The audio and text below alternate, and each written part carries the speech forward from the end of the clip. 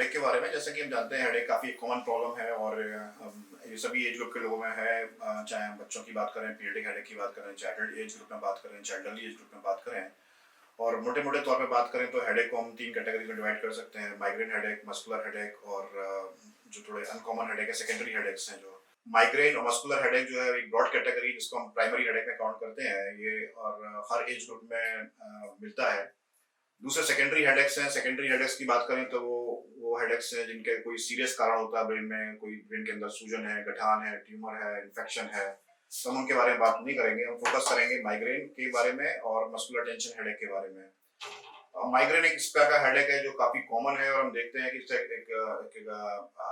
इसके निश्चित एक डायग्नोस्टिक करने का तरीका है जिसमें हम देखते हैं कि मोस्टली पेशेंट्स को आधा सिर में दर्द होता है, कभी राइट कभी लेफ्ट, एक थ्रॉबिंग टाइप का हेडेक होता है और साथ में हेडेक के साथ में पेशेंट्स को यूजुअली उल्टी की मन करना, उल्टी होना, एक नोजिया वोमिटिंग कहते हैं वो, और साथ में फोटोफोबिया, फोनोफोबिया, ये कॉमन सिम्टम्स है। फोटोफोबिया फोनोफोबिया का मतलब है कि जिस टाइम हेडेक मरीज को होता है उस टाइम उसको ना तो आवाज शोरगुल अच्छा लगता है, ना आवाज अच्छी लगती है उस, और रोशनी से भी उसको चिड़चिड़ाहट होती है।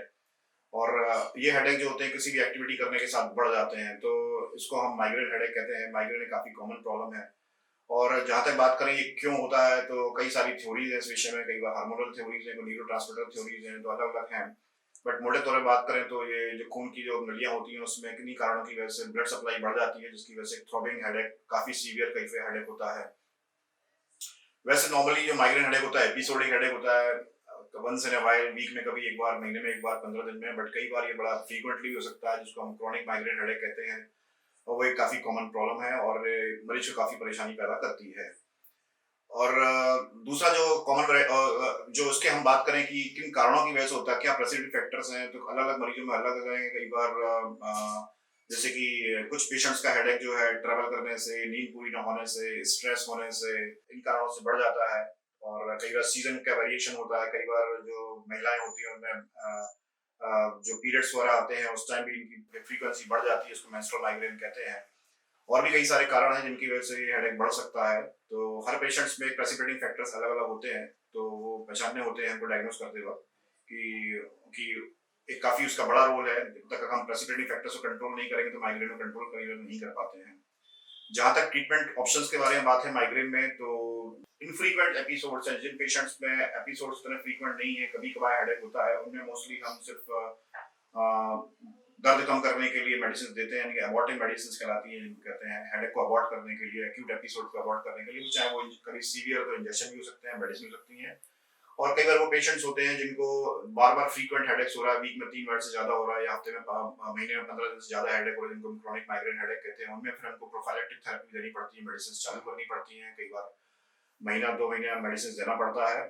और साथ में जिन कारणों की वजह से हेडेक बढ़ रहा है पेशेंट्स का, कई बार नींद पूरी ना होने से, टेंशन से, तनाव से, स्ट्रेस से, और भी कारण होते हैं, उनको भी आइडेंटिफाई करना होता है और उनका भी ट्रीटमेंट करना होता है। तो ये बात हो गई हमारी माइग्रेन हेडेक के बारे में। दूसरा जो कॉमन हेडेक है उसको मस्कुलर टेंशन हेडेक कहते हैं, जो कि माइग्रेन से ही मिलता जुलता हेडेक है, बट कुछ इसमें चीजें हैं जो इसको माइग्रेन से डिफर करती हैं। जैसे कि इसमें नोजिया, वोमिटिंग, फोटोफोबिया, फोनोफोबिया ये नहीं होता है। इसमें एक बैंड लाइक हेडेक रहता है, पूरे सिर में होता है, बट जो माइग्रेन कैरेक्टरिस्टिक फीचर है वो नहीं होते हैं इसमें। ये भी काफी कॉमन हेडेक है और कई बार इसमें एक अंडरलाइंग एंजाइटी और डिप्रेशन भी एक कारण रहता है इन पेशेंट्स में। तो इसको भी आइडेंटिफाई करना एक जरूरी है। और कई बार दोनों हेडेक मिक्स्ड होते हैं, जिसको हम कई बार माइग्रेन के साथ में मस्कुलर हेडेक होता है, मस्कुलर टेंशन हेडेक होता है, जिसको हम मिक्स्ड हेडेक कहते हैं।